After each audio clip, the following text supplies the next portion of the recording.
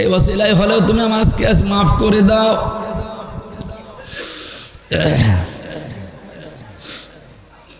কিয়ামতে যদি কিছুই কবুল না হয়, অন্তত এই কাগজটা আল্লাহকে দেখাবো, রব্বুল আলামিন আমার জীবনের কিছুই যদি তোমার ভালো না লাগে, এই কাগজটার দিকে তাকাও, তোমার নবীর নাতি লিখে দিয়েছে আমি নবীর খাদেম ছিলাম। হযরতে ওমর মাঝে মাঝে হুযায়ফাকে ডাক দিয়ে বলতেন, ভাই নবীজি তো ইন্তেকালের আগে তোমার কাছে একটা লিস্ট দিয়েছে যে মদিনায় মুনাফিক কারা কারা, তুমি একটু দেখো তো ওই লিস্টের ভেতরে আমার নামটা আছে কিনা। হযরতে হুযায়ফা ইবনুল ইয়ামিন চোখের পানি ফেলে দিয়ে বলেন, ভাই ওমর আপনি কি বলেন? আপনি জীবিত অবস্থায় জান্নাতের গ্যারান্টি পেয়েছেন, আর আপনি বলেন আপনার নাম মুনাফিকদের লিস্টে আছে কিনা। হযরত ওমর বলেছিলেন, হুযায়ফা নবী ছাড়া কারো ঈমান নিরাপদ না, কখন কে বেঈমান হয়ে যায় বলা যায় না।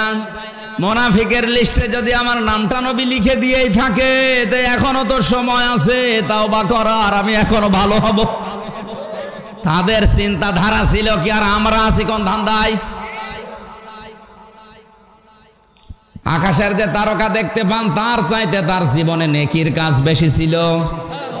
নবীজি বলেন, কেউ যদি আকাশের তারকায়, যে এরকম তারকা যদি কেউ গণনা করে, হয়তো একদিন শেষ করে ফেলবে। হযরত ওমর 26 বছর বয়সে মুসলমান হয়ে মৃত্যুর আগদিন পর্যন্ত বেশি সময় পাননি। এই কয়েক বছরে এত বেশি নেকি কাজের আঞ্জাম দিয়েছিলেন। কোন মানুষ যদি হযরতে ওমরের নেকি গণনা করে, কোনোদিন শেষ করতে পারবে না। জবাব নিয়ে এত টেনশনে থাকতেন মাঝে মাঝে। ছেলেটাকে ভর্তি করে দিলেন মাদ্রাসায়, আব্দুল্লাহ ইবনে ওমর। হযরতে হুসাইন হযরতে আলীর সন্তান, ওই সময় তিনি প্রধান বিচারপতি। একই মাদ্রাসায় দিয়েছে, বারবার কলম ফেলে দিচ্ছে। হুসাইনকে বলছে তুলে দাও, 1 2 3 বার তুলে দিলেন। চতুর্থবার উনি বলেছেন, দেখো বারবার কলম ফেলে দাও, আমারে তুলতে বলো, আমি কি তোমার চাকর খাদেম নাকি? হযরতে হুসাইন ওই সময় রাগ বলেই বলেছিলেন, তুমি তো শুধু চাকর না, খাদেম না, তুমি খাদেমের বাচ্চা খাদেম। উনি তো প্রেসিডেন্টের ছেলে, গেছে রেগে বাড়িতে গিয়ে বলছে, আব্বা আমি আর মাদ্রাসায় যাব না। কেন? হুসাইন আমারে না তোমারেও গালি দিয়েছে, তুমি নাকি খাদেমের বাচ্চা খাদেম। হযরত ওমর বিচক্ষণ ছিলেন, বুঝে ফেলেছেন। ডাক দিয়ে বলে, সন্তান বিচার এখন করব না, জমার দিন হাজারো মানুষ আসবে, সবার সামনে হোসেনের বিচার হবে। খুতবা দিচ্ছিলেন, হঠাৎ করে খুতবা বন্ধ করে বললেন, হোসাইন সামনে আসো, তুমি ছেলেকে চাকরের বাচ্চা, খাদেমের বাচ্চা খাদেম বলে গালি দিয়েছো? বলে হ্যাঁ। কেন দিলে? হযরত হোসেন বলে, খলিফা বুকে হাত দিয়ে বলেন তো, আপনি কি আমার নানার খাদেম ছিলেন না? হযরত ওমরের কথা বন্ধ হয়ে গেছে। ডাক দিয়ে বলে, হোসাইন এই কথাটা তুমি লিখে দিতে পারবে? কাগজ নিয়ে আসেন। খেজুরের পাতা নিয়ে এসেছে, উনি লিখে দিলেন, এ ওমর আমার নানার খাদেম ছিল, আমি দেখেছি, ইতি হুসাইন ইবনে আলী, সই করে দিলাম। কাগজটা হাতে নিয়ে হযরত ওমর চুমা খেলেন, চোখের পানি দিয়ে ভিজিয়ে দিলেন। ডাক দিয়ে বলে, নবীর সাহাবীরা বিচার হয়ে গেছে। ছোট মানুষ আব্দুল্লাহ তো বোঝে না, বলে, আব্বা বিচার এখনো শুরুই করলে না, বিচার হয়ে গেল কি করে? হযরত ওমর বলে, সন্তান যে বিচার করে ফেলেছি, এটা শুধু দুনিয়া না, আখিরাতেও কাজে লাগবে। আমি যখন মারা যাব, আমার কবরের ভেতরে এই কাগজটা দিয়ে দিও কাফনের মাঝে। কিয়ামতে যদি কিছুই কবুল না হয়, অন্তত এই কাগজটা আল্লাহকে দেখাবো, রব্বুল আলামিন আমার জীবনের কিছুই যদি তোমার ভালো না লাগে, এই কাগজটার দিকে তাকাও, তোমার নবীর নাতি লিখে দিয়েছে আমি নবীর খাদেম ছিলাম।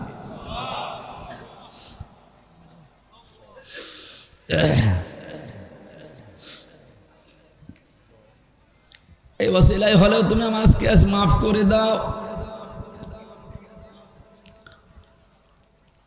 আমার নামটা আসলে মুনাফিকের লিস্টে আছে কিনা এই নিয়ে যদি তারা এত টেনশনে থাকতে পারে, অথচ জিন্দা অবস্থায় তিনি জান্নাতের সার্টিফিকেট হাতে পেয়ে গিয়েছিলেন।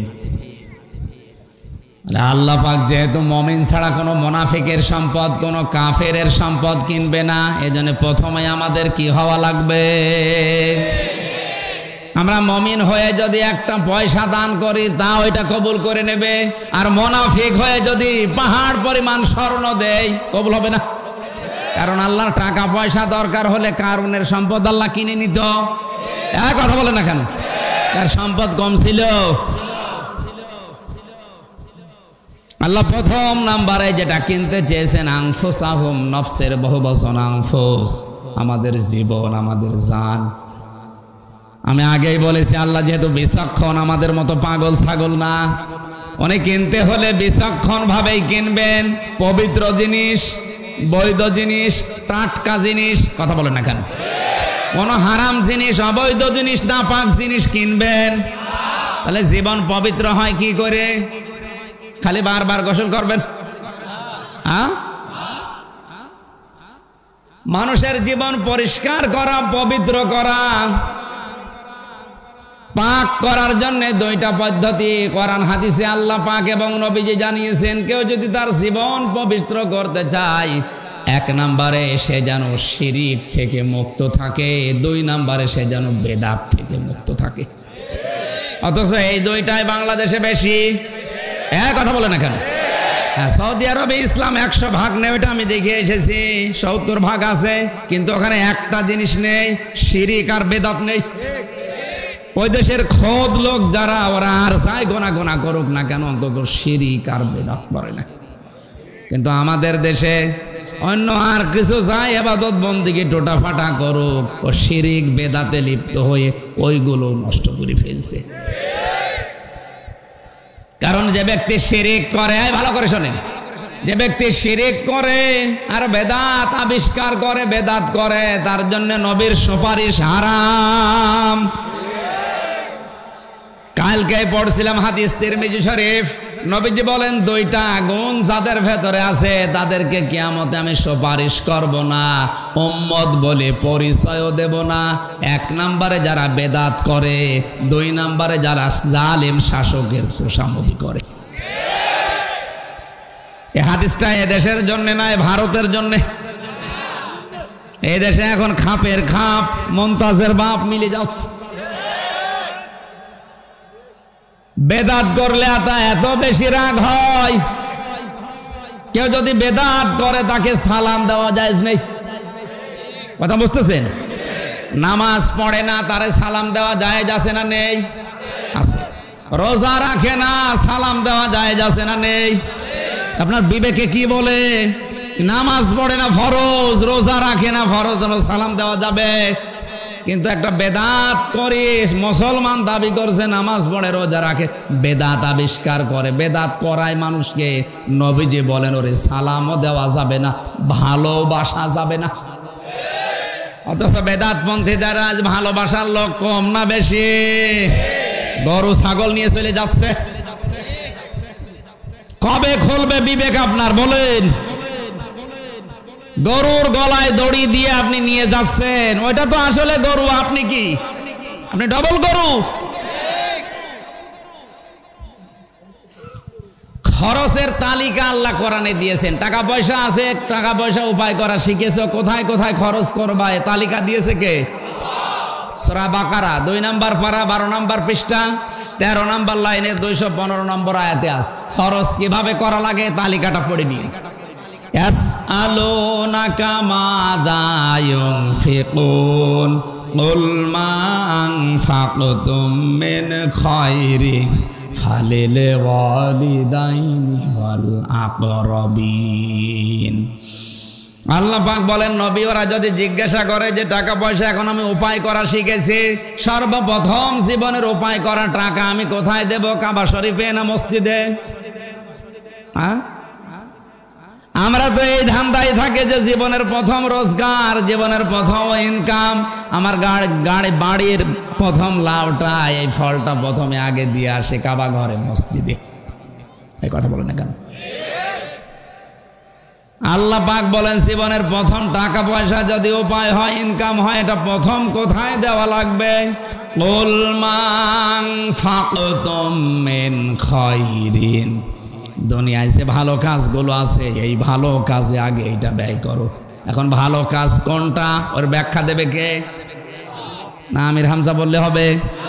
আল্লাহ পাক ব্যাখ্যা দিচ্ছেন, ফালিল ওয়ালিদাইনি ওয়াল আকরাবিন, এ দুনিয়ায় সব চাইতে ভালো কাজ হচ্ছে মা বাবার জন্য খরচ করা।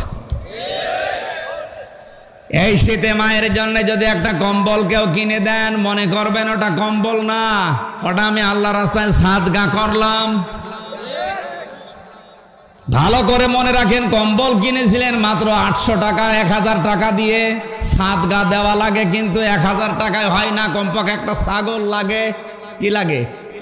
একটা ছাগলের দাম 10-15 হাজার টাকা। আপনি 1000 টাকার সম্পদ কিনে দিয়ে 15,000 টাকার সওয়াব পাবেন। এটা পীর সাহেবকে দিলে পাবেন এমন কথা কোরআনে হাদিসে কোন জায়গায় আছে দেখান। কিন্তু মা বাবাকে দিলে পাওয়া যাবে, কোরআনের আয়াত। সিরিয়াল হিসাবে আল্লাহ মায়ের নাম, দ্বিতীয় নম্বরে বাবার নাম, এরপরে নিকট আত্মীয়। পৃথিবীতে সব চাইতে মানুষের নিকটে থাকে তার বউ। কথা বলে না কেন? এই জন্য স্ত্রীর পেছনে কেউ যদি খরচ করে, স্ত্রীর সাজগোজের জন্য যদি খরচ করে, ওই টাকার হিসাব দেওয়া লাগবে না। জীবনে কোনোদিন একটা ফেয়ার এন্ড লাভলি কিনে দেয়নি, তো সাজবে কি দিয়ে? না, জীবনে যত প্রেম আছে কলিজায়, নবীজির তর সবটুকু দিয়ে দেব তাই, বিনিময়ে শাফাত যদি তার পায়, মসে যাবে জীবনে যত ব্যথা ভার। আমি তাফসীরে প্রবেশ করব, খালি একটু বান্দাল দিয়ে দিচ্ছি, হিসাব করবেন ভাই। লোকমান নামে যে লোকটার নাম, কোরআনে কারিমে আল্লাহ 4 পৃষ্ঠার একটা সূরা দিয়েছেন। ওর জীবনী পড়েছি, ঠোঁট ছিল ঝোলা। এই পৃথিবীতে 3 জন কালো মানুষের খবর পাওয়া যায়, তার ভেতরে এই লোকটা একটা। হযরতে বেলাল একজন, হযরতে মাহাসা একজন, আর এই যে একটা। এত কালো ছিল, হাড়ির তলা তো কি কালো, তার চাইতে কালো। অথচ সে লোকটা তার সন্তানকে ডাক দিয়ে একদিন বলেছিলেন, হে আমার কলিজার টুকরা সন্তান, ইয়া বুনাইয়া লা তুশরিক বিল্লাহ ইন্নাশ শিরকা লাযুলমুন আযীম।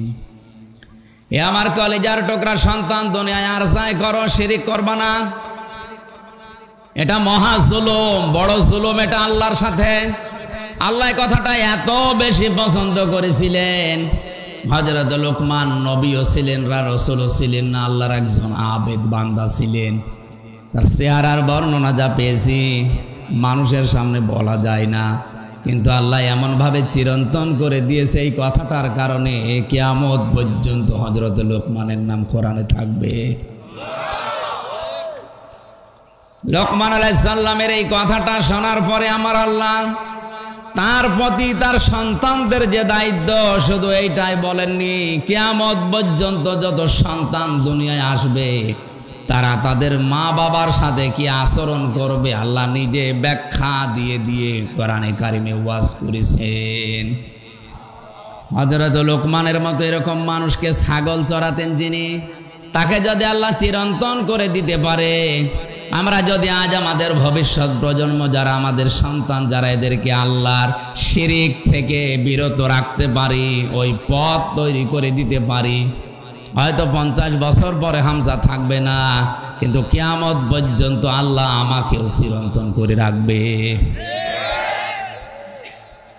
বঙ্গবন্ধুর জীবনী জেলখানায় পড়েছিলাম, কারণ ওখানে কোরআন শরীফ আর ওনার জীবনী ছাড়া অন্য বই যা পাওয়া যায় অধিকাংশগুলো আমার প্রায় মুখস্থ।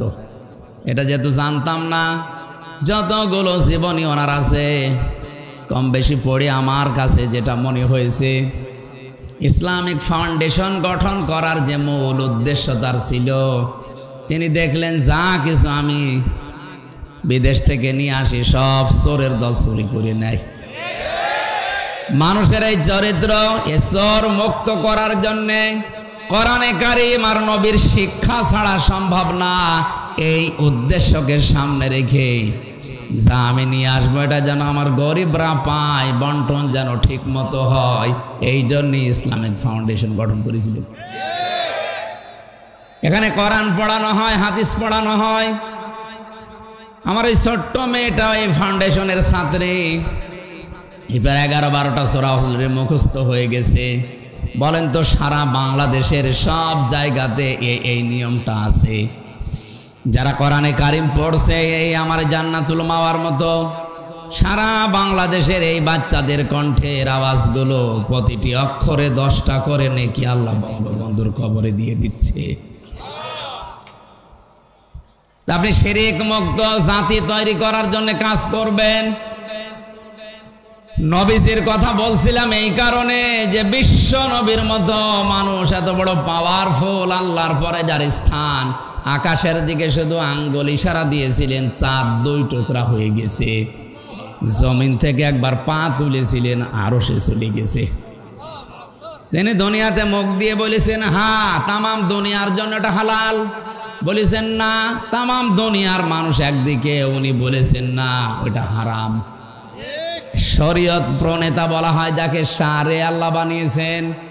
এই মানুষটা যদি হাত তুলে কবরের পাশে দাঁড়িয়ে থাকে আর আল্লাহ যদি রাগ করে হাত ফেরত দেয়, তাও যার তার জন্যে না, আপন চাচার জন্যে, কারণ চাচা মুশরিক। আমরাও শিরিক মুক্ত জীবন তৈরি করব, বলেন আমিন। এজন্য হেদায়েত আল্লাহ যেহেতু নিজের হাতে রেখেছেন, কারো হাতে দেননি। কোরআন শরীফ বাদ দিয়ে কোনো মানুষ যদি পৃথিবীর কোনো জায়গায় ভালো হওয়ার নিয়তেও যায়, ওকে হেদায়েতের রাস্তা থেকে ধাক্কা দিয়ে ফেলে দেয় কে? আজকের এই ময়দানে শুধু মাহফিলে আসা না, সিদ্ধান্ত এখনই নেওয়া লাগবে হাদিসের দিকে তাকিয়ে। কোরআন যেই দরবারে নেই, যেই পীরের কাছে কোরআনের নিয়ম নীতি নেই, ওখানে আমি যদি ভালো হওয়ার নিয়তে যাই, আমাকে খারাপ বানাবে কে? আরো জোরে। যেই দলে কোরআন নেই, ওই দলের কর্মসূচিতে কোরআন চলে না, ওখানে যদি আমি ভালো হওয়ার নিয়তে থাকি, আমাকে গোমরা বানাবে কে? আজকে এই সিদ্ধান্ত নেওয়া যাবে যে কোরআন নেই, আমি নেই। হ্যাঁ বলুন। ওয়াজ তো হয়ে গেছে, তাহলে দোয়া করে দিন। আপনি সারা জীবন বলেন ওয়াজ করেন, তো ওয়াজ তো হয়ে গেছে। কোরআন যেখানে নেই ওখানে আমি যাব না, ওখানে গেলে আমারে খারাপ বানিয়ে দেবে আল্লাহ। কেন?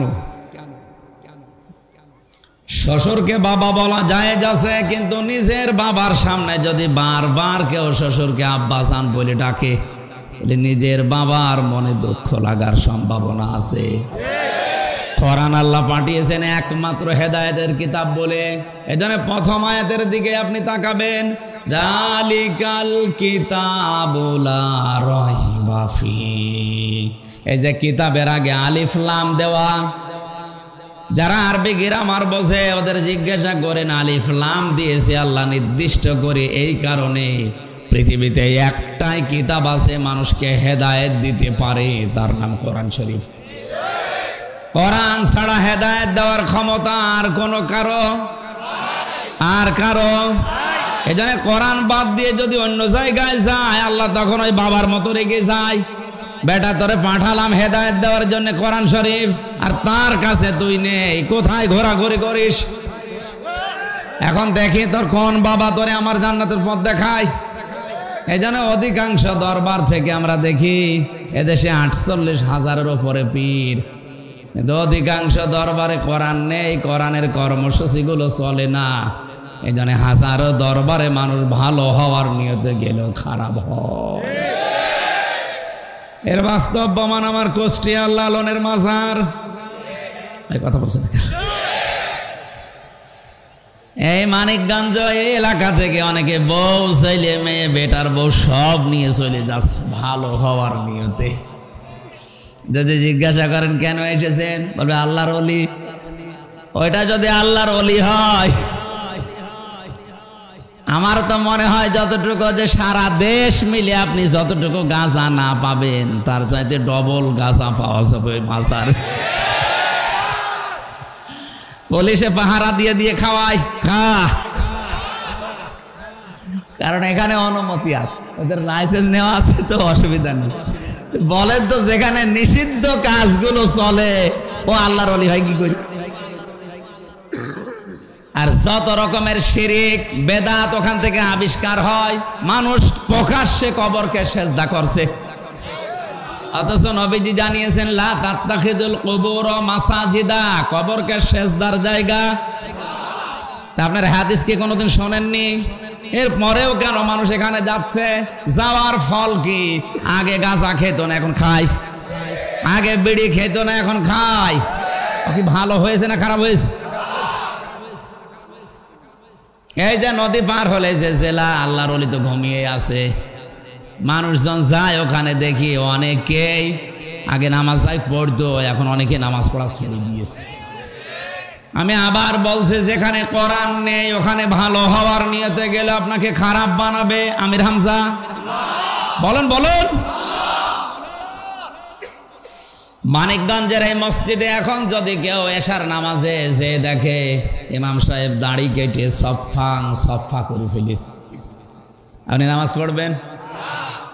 ইনি যদি যে বলে হুজুর আপনার দাড়ি কই, হুজুর বলবে মুসল্লি আপনার দাড়ি কই। ইনি কি বলবে? হুজুর দাড়ি ছাড়া মুসল্লি হওয়া যায়, ইমাম হওয়া যায় না।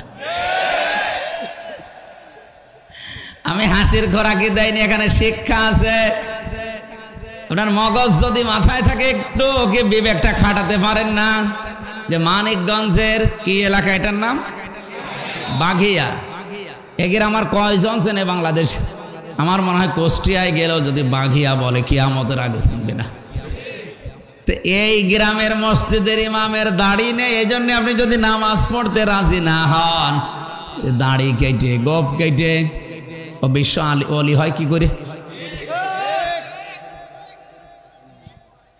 এরপরেও যদি কারো বিবেক না খোলে, আমার মনে হয় আর বিবেকের উপরে কুকুরে প্রসাব করিস। ও বলছে ঠিক, ঠিক আছে। তাহলে এতক্ষণ পর্যন্ত আলোচনার সামারাইজ হচ্ছে এই, যেখানে কোরআন নেই ও দরবার যদি আমার বাবাও, তো আমি নেই। ওই দলের প্রতিষ্ঠাতা যদি আমার বাবাও হয়, ওই দলে আমি এই সামিয়ানা পর্যন্ত শেষ। এরপরে গেলে মানুষ ভুলে যায়, এই জন্যই তো আমাদের চিল্লানো লাগে। দরুদ আর সালাম পড়ছে আমাদের নবী, মানবতার মহান শিক্ষক মুহাম্মদুর রাসূলুল্লাহ সাল্লাল্লাহু আলাইহি ওয়াসাল্লামের প্রতি। আমরা কোরআনে কারীম থেকে একটা আয়াত তেলাওয়াত করেছি, সূরা তাওবা 111 নম্বর আয়াতের অর্ধেক। আমার যতটুকু সময় সামনে আছে, আমার তো কণ্ঠটা শুধু সাপোর্ট করছে না, এই জন্য কথা বলতে গেলে গলা ব্যথা করে। দোয়া করেন আগের অবস্থায় যেন আল্লাহ গলা আবার ফিরিয়ে দেন। 3টা বছর তো এক ঘরের ভেতরে আমরা তালাবদ্ধ ছিলাম, এই জন্য খাবার দাবারও ভালো ছিল না। শরীরটা আসলে স্বাভাবিক হতে কিছু সময় লাগবে। আরে বের হয়ে যে আপনাদের মতো যে 2টা 3টা করে মানুষ নিয়ে যাচ্ছে, আমি পারছি না, অথচ মানুষ ছাড়ছে না। কি করবো? অল্প অল্প করে কিছু মানুষের মন বোঝাতে। আজকে তো আমি জানি না যে মাহফিলটা আছে, আমি মনে করছি রাত 9টা থেকে 11টা একটা আছে, ওইটা করে বাড়ি চলে যাবো। এখন বলছে না, মাগরিবের পর আরেকটা। একটু ঘুমাতেও পারিনি সারাদিন গাড়িতে। দোয়া চাচ্ছে আল্লাহ যেন আমার কণ্ঠকে আবার স্বাভাবিক করে দেয়, কষ্ট হচ্ছে। জবান খুলে কোরআনের এই আয়াতটা একটু পড়েন। আউযু বিল্লাহি মিনাশ শাইতানির রাজিম, বিসমিল্লাহির রহমানির রহিম।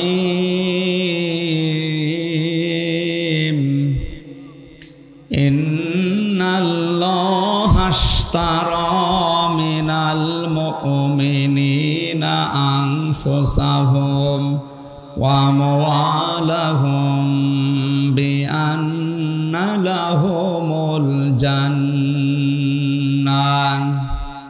সূরা তাওবা কোন সূরা?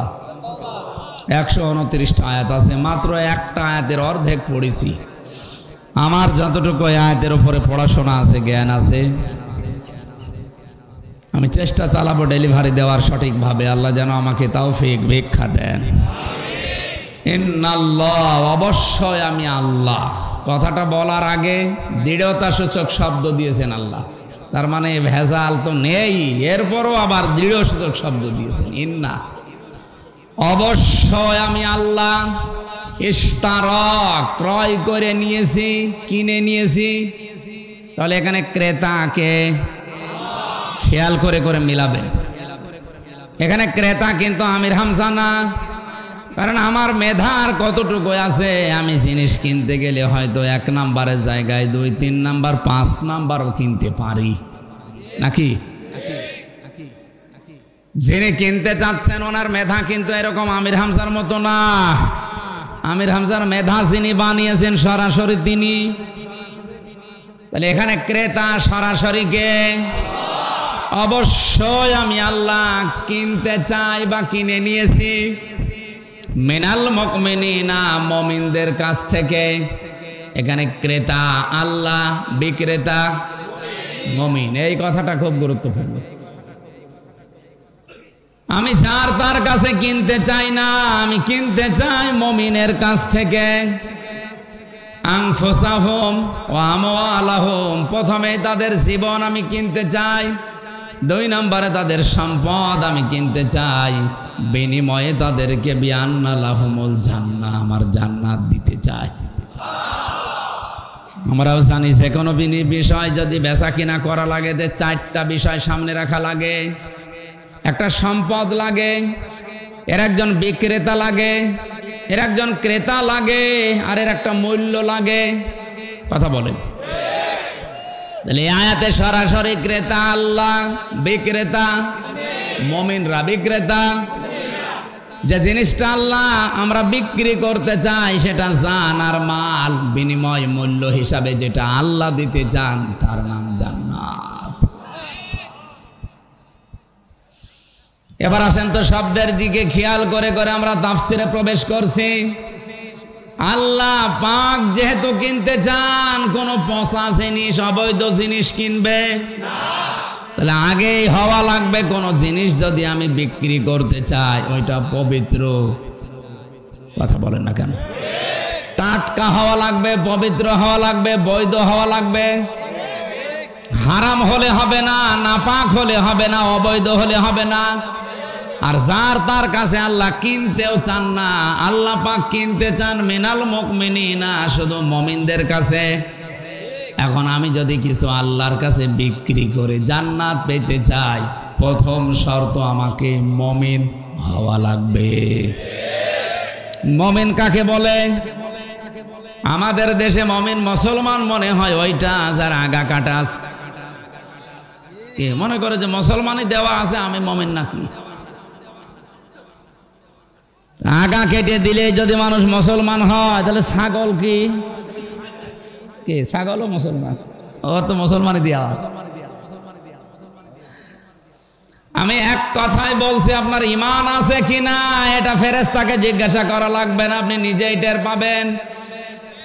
সাহাবী বলেন, হে নবী, আমার ভেতরে ঈমান আছে কিনা আমি টের পাবো কি করে? নবীজি বলেন, তোমার যখন ভালো কাজগুলো আনন্দ লাগবে আর অন্যায় কাজ দেখলেই যখন তোমার কষ্ট লাগবে, তুমি বুঝবে যে তোমার ভেতরে ঈমান আছে। বাংলাদেশে সবার কাছে ভালো কাজ ভালো লাগে না। প্রধানমন্ত্রী যে পদ্মা সেতু আর টানেল, অন্তত এই 2টা কাজ তো চোখে দেখার মতো। আর যাই করে করুক, এই 2টা কাজ তো দেখে অন্তত ভালো বলা দরকার। এরপরেও অনেকের কাছে ভালো না। আরে ভাই, অন্যায় যা করেছে যেগুলো, ওগুলোর জন্য আপনি করেন, তো এই 2টার প্রশংসা তো করবেন। এ মাওয়া ঘাটে আমার 8-9 ঘন্টা করে দাঁড়িয়ে থাকা লাগতো, আর এখন মাত্র 7-8 মিনিটে পার হয়ে চলে যাচ্ছে। আর এই যে বঙ্গবন্ধু টানেল চট্টগ্রামে, ধার করে করুক, ঋণ করে করুক, যাই করুক, করিয়েছি তো। এই ভালো কাজটার মূল্যায়ন আপনার মুখ দিয়ে কোনোদিন বের হয় না। সবচাইতে ভালো কাজ 564টা মসজিদ বানিয়েছে। যদি 564টা মন্দির বানাতো, আপনি কি করতেন? তখন শিরিক হতো। কি হতো? অন্তত এই মসজিদগুলোতে আর যাই হোক দুই একটা সেজদা তো হবে। এ ভালো কাজ দেখলে যাদের ভালো লাগে না, অন্যায় দেখার পরও যে মানুষটা অন্যায় মনে করে না, শুধু নিজের দলের লোক বলে বলে ঠিক আছে। জাহান্নামে যাওয়ার জন্য আমি 3টা গুণ পেয়েছি কোরআনে। এই 3টি ইন্দ্রিয় শক্তি আল্লাহ যাদেরকে দিয়েছে কিন্তু তারা কাজে লাগায় না, তাদেরকে চির জাহান্নামী বলে আল্লাহ ঘোষণা দিয়েছেন। নাকি ওই আয়াত বাদ দিয়ে দেব? সূরা আরাফ 9 নম্বর পারার 13 নম্বর পৃষ্ঠার 1 নম্বর লাইনের 179 নম্বর আয়াত, ওয়ালাকাদ যারআনা লিজাহান্নামা কাসীরাম মিনাল জিন্নি ওয়াল ইনস। অধিকাংশ মানুষ আর জিনকে আমি জাহান্নামে দেব, এই জন্যই বানিয়েছি। কে বলছে? আল্লাহ। কেন জাহান্নামে দেব? এদেরকে এত আদর করে এত সোহাগ করে বানালাম। লাহুম কুলুবুন লা ইয়াফকাহুনা বিহা, তাদের কলব আছে কিন্তু তাদের চিন্তা নেই, তাদের বিবেক আছে কিন্তু বিবেকটা তারা কাজে লাগায় না। আলাহুম আয়ুনুন লা ইউবসিরুনা বিহা, ওদের চোখ আছে কিন্তু দেখার পরেও না দেখার ভান করে থাকে। সমাজে, পরিবারে, রাষ্ট্রে, টিভির পর্দায়, পত্রিকার পাতায় কত অন্যায় ভেসে আসে, দেখার পরেও না দেখার ভান করে আছে, শুধু নিজের দলের লোক বলে কিছুই বলে না। ওয়ালাহুম আযানুন লা ইয়াসমাউনা বিহা, ওদের কান আছে কত কিছু দুনিয়ায় শোনে, আমার কোরআনের কথা শুনতে পায় না। এই যে বিবেক থাকার পরেও আপনি বিবেকটা কাজে লাগালেন না, দেখার পরেও না দেখার ভান করে আছেন, শোনার পরেও না শোনার ভান করে আছেন। আল্লাহ বলেন এগুলো মানুষ বললে ভুল হবে। উলাইকা কাল আনআমি বালুহুম আদল, এগুলো জানোয়ার, জানোয়ারের চাইতেও এগুলো নিকৃষ্ট। আদল্লন শব্দটা এত মারাত্মক শব্দ, আল্লাহর কাছে এর চাইতে ঘৃণিত জিনিস আর নেই। আপনি তো মনে করছেন আমার এত সুন্দর চেহারা, আমার এত টাকা, আমি অনেক দামি, মানুষ আমারে দেখলেই স্যালুট দেয়। এই 3টি ইন্দ্রিয় শক্তি যদি আপনার থেকে থাকে, হ্যাঁ অনেকের পাগলের নেই, তাদের কান আসার পরেও কানে কাজ নেই, চোখ থাকার পরও চোখেরও কাজ হয় না, বিবেক থাকার পরও বিবেকে কাজ করে না, এগুলো পাগল। আপনি তো আর পাগল না। এই 3টি ইন্দ্রিয় শক্তির কারণে আপনার বিচার হবে। এটা থাকার পরেও যে মানুষগুলো অন্যায়কে অন্যায় না বলে চুপ করে থাকে, নবীজি বলেন এরা আল্লাহর নিকটে বোবা শয়তান। আমার তো হাদিসের দিকে তাকিয়ে মনে হচ্ছে এই দেশে এখন বোবা শয়তান দিন দিন বেড়ে যাচ্ছে। তাহলে আপনার ইমান আছে কিনা বোঝার জন্য থার্মোমিটার এটা। ভালো কাজ দেখলে আপনার আনন্দ লাগবে, সে যেই করুক। অন্যায় দেখলে আপনি যদি ইমান থাকে অবশ্যই আপনার কাছে খারাপ লাগবে। আপনার ইমান যদি থাকে, আপনি মুমিন, মুমিনের কাছ থেকে শুধু আল্লাহ কিনতে চান।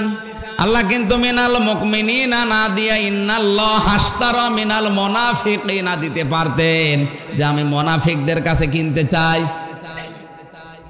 তাহলে কারণের সম্পদ আল্লাহ কিনে নিত। কথা বলে না কেন?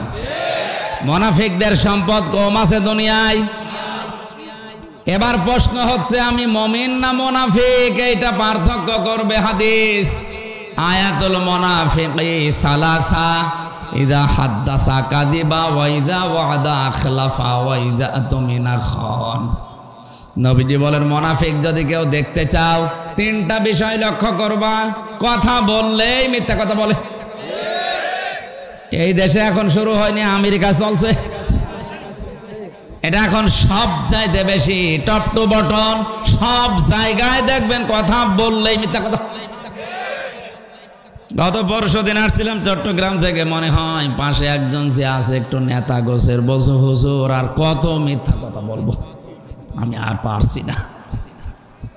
মিথ্যা বলতে বলতে আমার জীবন শেষ হয়ে গেল, আমার বিবেক আর মেনে নেয় না, অথচ জানছে যে আমি মিথ্যা বলছি। তাহলে মিথ্যা যারা বলে নবীজির ভাষায় এরা মুনাফিক। বলেন বলেন। ওয়াদা দিলে ঠিক রাখে না, আমানত যদি কিছু রাখা হয়, সে মানুষের হোক, জনগণের হোক, নিজের আপনজনের হোক, আমানত রাখলেই খেয়ে ফেলে। আর 4 নাম্বারটা আছে আর একটা হাদিসে, মুনাফিক তারা যারা কারো সাথে ঝগড়া হলে গালিগালাজ করে। এই বুড়ো বুড়ো মানুষ নিজের যুবতী মেয়ের সামনে, ছেলের সামনে মাকে গালি দেয়, এরকম বুড়ো নেই? এ বুড়ো না, অনেক বুড়ো আছে দেশে।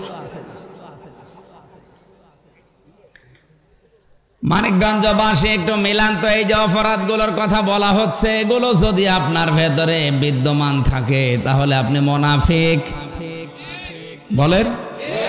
আর মুনাফিক হয়ে মসজিদ বানিয়ে দিলে আল্লাহ নেবে, মাদ্রাসা বানিয়ে দিলে আল্লাহ নেবে। আপনাকে তো বাঁচার জন্য আমি বলছি, আর আপনার রাগ হয়। হযরতে ওমর মাঝে মাঝে হুযায়ফাকে ডাক দিয়ে বলতেন, ভাই নবীজি তো ইন্তেকালের আগে তোমার কাছে একটা লিস্ট দিয়েছে যে মদিনায় মুনাফিক কারা কারা, তুমি একটু দেখো তো ওই লিস্টের ভেতরে আমার নামটা আছে কিনা। হযরতে হুযায়ফা ইবনুল ইয়ামিন চোখের পানি ফেলে দিয়ে বলেন, ভাই ওমর আপনি কি বলেন? আপনি জীবিত অবস্থায় জান্নাতের গ্যারান্টি পেয়েছেন, আর আপনি বলেন আপনার নাম মুনাফিকদের লিস্টে আছে কিনা। হযরত ওমর বলেছিলেন, হুযায়ফা নবী ছাড়া কারো ঈমান নিরাপদ না, কখন কে বেঈমান হয়ে যায় বলা যায় না। মুনাফিকের লিস্টে যদি আমার নামটা নবী লিখে দিয়েই থাকে, তো এখনো তো সময় আছে তাওবা করার, আমি এখনো ভালো হব। তাদের চিন্তাধারা ছিল কি, আর আমরা আছি কোন ধান্দায়? আকাশের যে তারকা দেখতে পান, তার চাইতে তার জীবনে নেকির কাজ বেশি ছিল। নবীজি বলেন, কেউ যদি আকাশের তারকায়, যে এরকম তারকা যদি কেউ গণনা করে, হয়তো একদিন শেষ করে ফেলবে। হযরত ওমর 26 বছর বয়সে মুসলমান হয়ে মৃত্যুর আগ দিন পর্যন্ত বেশি সময় পাননি। এই কয়েক বছরে এত বেশি নেকি কাজের আঞ্জাম দিয়েছিলেন। কোন মানুষ যদি হযরতে ওমরের নেকি গণনা করে, কোনোদিন শেষ করতে পারবে না। জবাব নিয়ে এত টেনশনে থাকতেন মাঝে মাঝে। ছেলেটাকে ভর্তি করে দিলেন মাদ্রাসায়, আব্দুল্লাহ ইবনে ওমর। হযরতে হুসাইন হযরতে আলীর সন্তান, ওই সময় তিনি প্রধান বিচারপতি। একই মাদ্রাসায় দিয়েছে, বারবার কলম ফেলে দিচ্ছে। হুসাইনকে বলছে তুলে দাও, 1 2 3 বার তুলে দিলেন। চতুর্থবার উনি বলেছেন, দেখো বারবার কলম ফেলে দাও, আমারে তুলতে বলো, আমি কি তোমার চাকর খাদেম নাকি? হযরত হুসাইন ওই সময় রাগ বলেই বলেছিলেন, তুমি তো শুধু চাকর না, খাদেম না, তুমি খাদেমের বাচ্চা খাদেম। উনি তো প্রেসিডেন্টের ছেলে, গেছে রেগে বাড়িতে গিয়ে বলছে, আব্বা আমি আর মাদ্রাসায় যাব না। কেন? হুসাইন আমারে না তোমারেও গালি দিয়েছে, তুমি নাকি খাদেমের বাচ্চা খাদেম। হযরত ওমর বিচক্ষণ ছিলেন, বুঝে ফেলেছেন। ডাক দিয়ে বলে, সন্তান বিচার এখন করব না, জমার দিন হাজারো মানুষ আসবে, সবার সামনে হোসেনের বিচার হবে। খুতবা দিচ্ছিলেন, হঠাৎ করে খুতবা বন্ধ করে বললেন, হুসাইন সামনে আসো, তুমি ছেলেকে চাকরের বাচ্চা, খাদেমের বাচ্চা, খাদেম বলে গালি দিয়েছো? বলে হ্যাঁ। কেন দিলে? হযরত হুসাইন বলে, খলিফা বুকে হাত দিয়ে বলেন তো, আপনি কি আমার নানার খাদেম ছিলেন না? হযরত ওমরের কথা বন্ধ হয়ে গেছে। ডাক দিয়ে বলে, হুসাইন এই কথাটা তুমি লিখে দিতে পারবে? কাগজ নিয়ে আসেন। খেজুরের পাতা নিয়ে এসেছে, উনি লিখে দিলেন, এ ওমর আমার নানার খাদেম ছিল, আমি দেখেছি, ইতি হুসাইন ইবনে আলী, সই করে দিলাম। কাগজটা হাতে নিয়ে হযরত ওমর চুমা খেলেন, চোখের পানি দিয়ে ভিজিয়ে দিলেন। ডাক দিয়ে বলে, নবীর সাহাবীরা বিচার হয়ে গেছে। ছোট মানুষ আব্দুল্লাহ তো বোঝে না, বলে, আব্বা বিচার এখনো শুরুই করলে না, বিচার হয়ে গেল কি করে? হযরত ওমর বলে, সন্তান যে বিচার করে ফেলেছি, এটা শুধু দুনিয়া না, আখিরাতেও কাজে লাগবে। আমি যখন মারা যাব, আমার কবরের ভেতরে এই কাগজটা দিয়ে দিও, কাফনের মাঝে। কিয়ামতে যদি কিছুই কবুল না হয়, অন্তত এই কাগজটা আল্লাহকে দেখাবো, রব্বুল আলামিন আমার জীবনের কিছুই যদি তোমার ভালো না লাগে, এই কাগজটার দিকে তাকাও, তোমার নবীর নাতি লিখে দিয়েছে আমি নবীর খাদেম ছিলাম।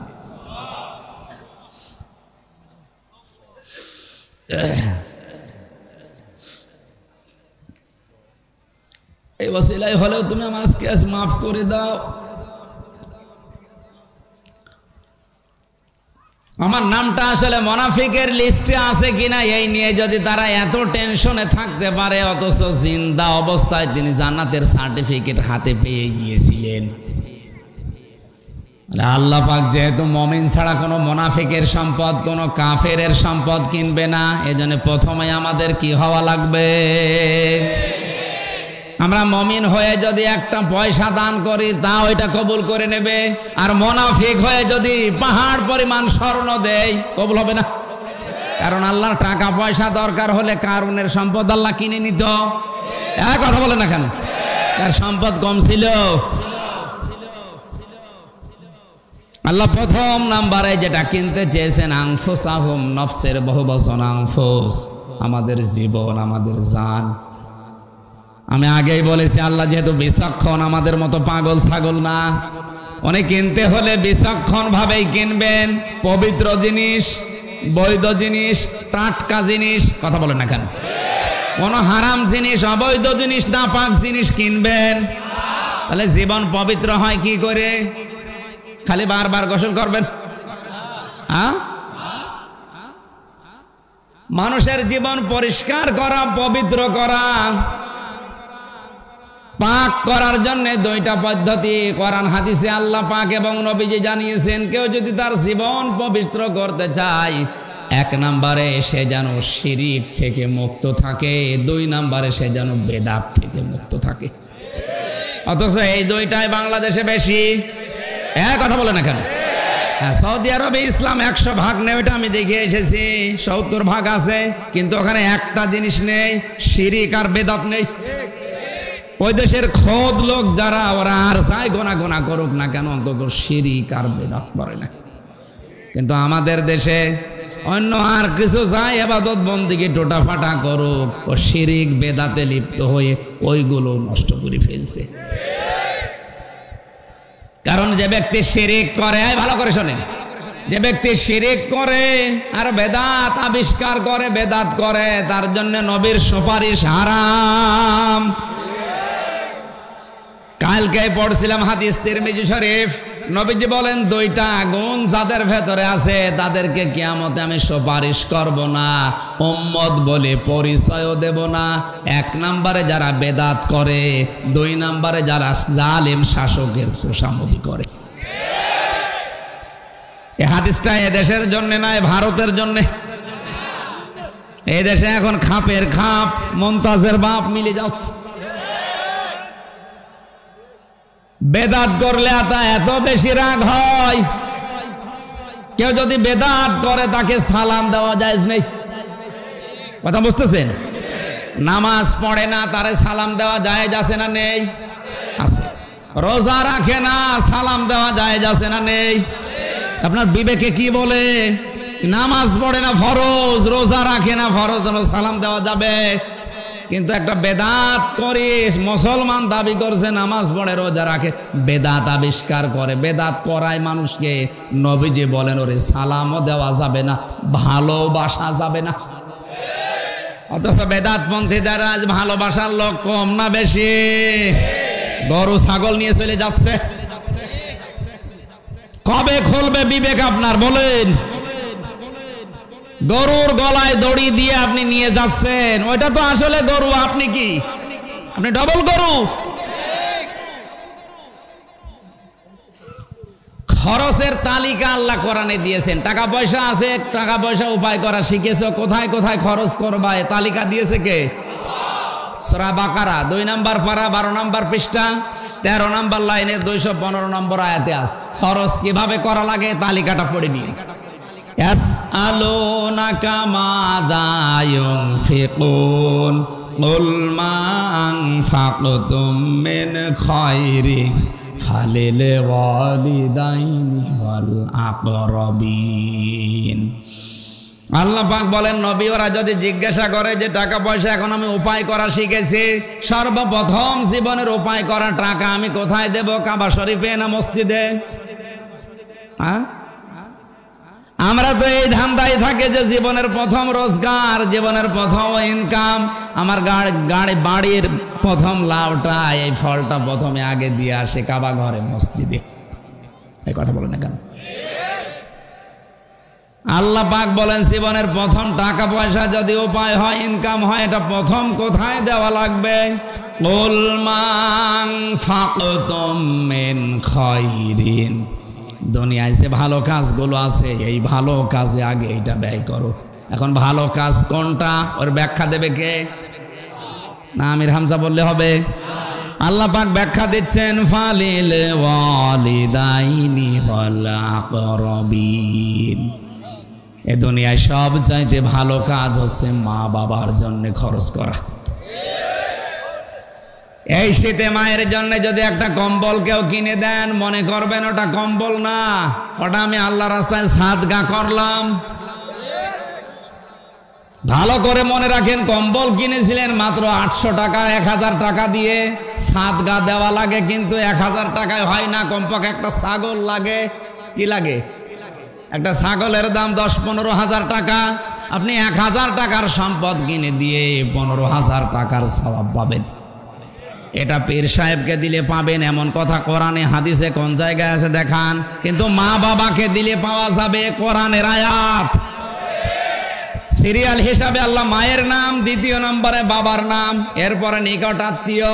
পৃথিবীতে সব চাইতে মানুষের নিকটে থাকে তার বউ। কথা বলে না কেন? এই জন্য স্ত্রীর পেছনে কেউ যদি খরচ করে, স্ত্রীর সাজগোজের জন্য যদি খরচ করে, ওই টাকার হিসাব দেওয়া লাগবে না।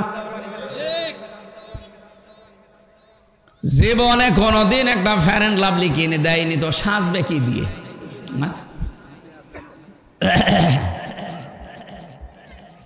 নিজেরটা দেখতে এই জন্য ভালো লাগে না, তখন লাইন লাগায় অন্যটার সাথে। এই পরকিয়া প্রেমিক দেশে নেই। এখানে পরকিয়া প্রেম করেন কারা? হাত তোলেন তো ভাই। ও এই এলাকায় মনে হয় এই ওয়াজ না করাই ভালো। এগুলো সব আল্লাহর ওলি বসে আছে। না, আমি হাসির খোরাকি দেইনি, আমি বাস্তবতা বলছি। আপনি নিজের স্ত্রীর জন্য যদি সাজগোজের জিনিসও কিনে দেন, কসমেটিক, মনে করবেন এটা সাদগা দিলাম। দেখলেন, পরিবারের জন্য খরচ করার জন্য আল্লাহ আদেশ দিচ্ছেন যতটুকু সামর্থ্য আছে আপনার। তাহলে মা, বাবা, স্ত্রী, সন্তান, এরপরে নিজের নিকট যেগুলো থাকে, চাচা, ফুফু, খালা, মামা, এরপরে প্রতিবেশী, এরপরে গ্রামের লোক, এরপরে যাবেন ফরিদপুর। এই কথা বলছেন এখন আপনি সিরিয়াল হিসাবে মিলান তো। ফরিদপুর, বরিশাল কয় নম্বরে? 7 নম্বরে। কয় নম্বরে? প্রথম থেকে 6টা বাদ দিয়ে 1 লাফে গরু নিয়ে যাচ্ছেন ফরিদপুর, ওটা কবুল হয়ে বসে আছে। বলেন কবে আপনার হুঁশ ফিরবে? বলেন। আপনারা এগুলো বন্ধ করে দিলে তো ওদের দরবার এমনি শিরিক বন্ধ হয়ে যাবে। আমরা এগুলো জিয়ে রাখি। খরচের তালিকা যেটা বললাম, এইভাবে খরচ করবেন আজকে থেকে। আমার মনে হয় এই 6টা বিষয় বাদ দিয়ে যারা 1 লাফে বরিশালে চলে যায়, 1 লাফে ফরিদপুরে চলে যায়, এই মানুষগুলো যদি ওই টাকা পয়সাগুলো ওখানে না দিয়ে ছাগলকে খাওয়ায়, তাও লাভ আছে। ছাগলকে খাওয়ালে গোশত হবে, আর ওরে খাওয়ালে শুধু ভুঁড়ি হবে। ওর ভুঁড়ি ছাড়া আর কিছু আছে? বেশি বেশি যারা খাবার খায় তাদের 2টা জিনিস বড় হয় তাড়াতাড়ি, একটা ভুঁড়ি আর একটা মোষ। এত বড় বড় মোষ হয়, উকুন হয়। কুষ্টিয়ায় একবার এক চাষারে বললাম, চাষা এ মোষগুলো কয়েকদিন আগেও দেখলাম পাকা আছে, কাঁচা ছিল যে কালো কালো, এখন হঠাৎ করে সাদা হয়ে গেল, পাকলো কবে? আচ্ছা বাবাজি, মোষ পাকেনি, দুধ খেতে যে শহর লেগেছে। টের পাচ্ছেন মোষের বহর কি? আর ভড়ি, ওদের ভড়ি দেখলে মহিলারা পর্যন্ত লজ্জা পায়। আল্লাহ, সন্তান হয় আমাদের আর পেট হয় এর। ভড়ি বানিয়েছে। অথচ খাবারের আগে যে 3টা সুন্নত আছে ওর মনেই নেই। খাবারের আগে সুন্নত আর খাবারের পরে একটা, খাবারের পরে একটা মিষ্টি খাওয়া, ওইটা মনে আছে। আর এর আগে যে 3টা আছে ওর মনে থাকে না। নবীজি বলেন এ পৃথিবীতে কোন নবীর পেট বড় ছিল না, প্রতিটি নবীর পেট ছিল ছোট, বুক ছিল বড়। আর আমাদের বুক নেই, শুধু পেট। কারণ আগের যে 3টা সুন্নত, 1 নম্বরে আপনার পেটকে 3 ভাগ করে 1 ভাগ খালি রাখা লাগবে, 1 ভাগ খাবার দিয়ে 1 ভাগ পানি দিয়ে, তাহলে আপনার গ্যাস্ট্রিক আলসারের রোগগুলো থেকে আস্তে আস্তে বেঁচে থাকবেন। মরণের খাওয়া খায় টুটি পর্যন্ত, এরপরে মিষ্টি খাওয়া সুন্নত, আরো খাওয়া চাই। আরে অসুখ হবে না, হবে কার? মানিকগঞ্জবাসী 1ম নাম্বার বলছিলাম কি, আমাদের জান যদি আমরা পবিত্র করতে চাই, আল্লাহর কাছে বিক্রি করতে চাই, তাহলে শিরিক এবং বেদাত মুক্ত করা লাগবে। এজন্য কাবা ঘর যারা তাওয়াফ করে প্রথমেই তাদের বলা লাগে লাব্বাইক আল্লাহুম্মা লাব্বাইক লা শারীকা লাক লাব্বাইক। বলা লাগে আল্লাহ আমি তো হাজির হয়ে গেছি, আমার নামটা তুমি লিখে নাও। আল্লাহ বলেন ওই দাঁড়া, তুই আগে বল যে আমি মুশরিক না, আমি শিরিক করি না, তারপরে তোর নাম আমি লিখব। কাবা ঘরে ঢুকলে হাজির হয়ে যাবেন তা না, জীবনে শিরিক মুক্ত জীবন গঠন আগে করা লাগবে। আমার তো যতটুকু ধারণা দেশে কারো লাগবে না ইসলাম কায়েম করার জন্য, শুধু হাজী সাহেবরা যথেষ্ট। কারণ ওরা একেবারে আল্লাহর ঘর ধরে একেবারে বলে এসেছে আল্লাহ ইন্নাল হামদা অল মুলকা ওয়ান নি'মাতা লাকা, যত নিয়ামত দিয়েছো সব আজকে থেকে তোমার জন্য ব্যয় করব। রাজ্য রাজনীতি যদি কিছু করি তোমার জন্য করব। নিয়ামত যত আমাকে দিয়েছো সব আমি তোমার জন্য আজকে থেকে ব্যয় করব। আল্লাহ আমি তোমার ঘর ছেড়ে চলে গেলাম, লা শারীকা লাক লাব্বাইক।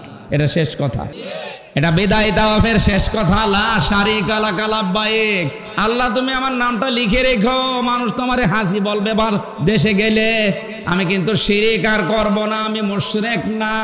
এ কথাটা আজ অধিকাংশ মানুষই ঠিক রাখতে পারছে না। দেশে আসার পরে স্লোগান দেয় জনগণ সমস্ত ক্ষমতার উৎস, এটা প্রকাশ্য শিরিক।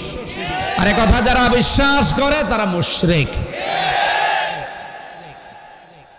এই জন্য বলছিলাম কারো লাগার কথা না, শুধু হাজী সাহেব আর হাজী সাহেবা যারা আছে এরা যদি এই কথাগুলো এসে নিজের প্র্যাকটিক্যাল লাইফে মিলায়, এদেশে এমনি ইসলাম কায়েম হয়ে যাবে।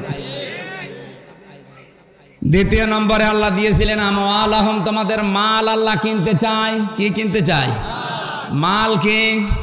আবুল মাল না আগের টাকা মাল না, ওদের কাছে মাল থাকতো, এই জন্য আমরা ওদের মাল নাম দিয়েছিলাম আবুল মাল কামাল। এখন প্রধানমন্ত্রী বুদ্ধি করে দিনাজপুরের একজনের দিয়েছে, ওর নামে আর মাল নেই, কামালও নেই। ওটার নাম কি? ওটার নাম আবুল আছে হাসান, আবুল হাসান মাহমুদ আলী। অর্থমন্ত্রীর নাম এটা না? মালের বহুবচন আমি পেয়েছি তাফসিরের ভেতরে 9টা। মাল কয় প্রকার? আরো জোরে। 1ম নম্বরে মালের নাম হাদিসে পেয়েছি আর দুনিয়া কুল্লুহা মাতাউন ওয়া খায়রু মাতাইদ দুনিয়া ইমরাতুস সালিহা। এই পৃথিবীর সব কিছুই মাল সম্পদ, এর ভেতরে উত্তম সম্পদ হচ্ছে আল্লাহওয়ালা মেয়ে মানুষ। আল্লাহওয়ালা মেয়ে মানুষ ওইটা যে প্রতিদিন সিরিয়াল দেখে, হ্যাঁ কোনটা? 4টা গঞ্জার ভেতরে আছে ওইটা আল্লাহওয়ালা মেয়ে লোক। 1 নম্বরে যে মেয়ে লোক নিজের স্বামী বাইরে থেকে আসলে সংসারের সব কাজ বাদ দিয়ে স্বামীকে খুশি করার জন্য ব্যস্ত হয়ে পড়ে, এরকম বউ তো এখন ঘরে ঘরে না। আন্দাজে বলেন কেন নেই? এই নেই বলে তো পরকীয়া প্রেম করে। অথচ হাদিস হচ্ছে স্বামী যখন কর্মজীবন শেষ করে বাড়ি আসবে, মেয়েদের জন্য সাংসারিক সব কাজ বন্ধ, যত গুরুত্বপূর্ণ কাজ থাক, আগে স্বামীকে খুশি করা লাগবে, সে যেভাবে হোক, যদি কাঁতো কত দেওয়া লাগে তাও দে। 2 নম্বর, স্বামী যেটা পছন্দ করে যদি জায়েজ হয়, জীবন থাকতে আপনাকে পছন্দ করা লাগবে। এখানে আমি সহ যত স্বামী আছে প্রত্যেকটা স্বামীর বুকে হাত দিয়ে বলতে বলেন, প্রত্যেক স্বামী বলবে বিয়ের পরে আমার মা বাবা আমার সাথে থাকবে, এটা আমি পছন্দ করি।